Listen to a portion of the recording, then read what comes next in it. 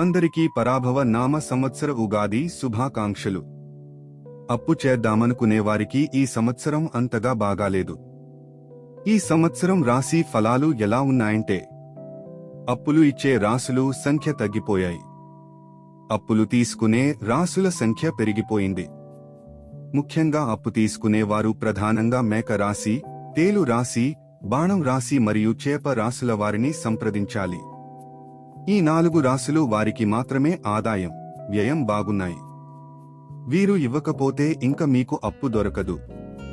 అలాగే ఎద్దు, పీత, తక్కెడ, మొసలి, అమ్మాయి, మిథునం మరియు కుంభ రాశుల వారిని అప్పు అడిగి వారి మనస్సు బాధపెట్టొద్దు దయచేసి. ఇంక సింహ రాశి వారిని అసలు అడగొద్దు.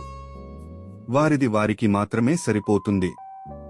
నేటి రాశి ఫలాల్లో ఫలం గురించి ఆలోచించకుండా పనిచేసుకుంటూ ముందుకు పోండి, ఫలితం అదే వస్తుంది.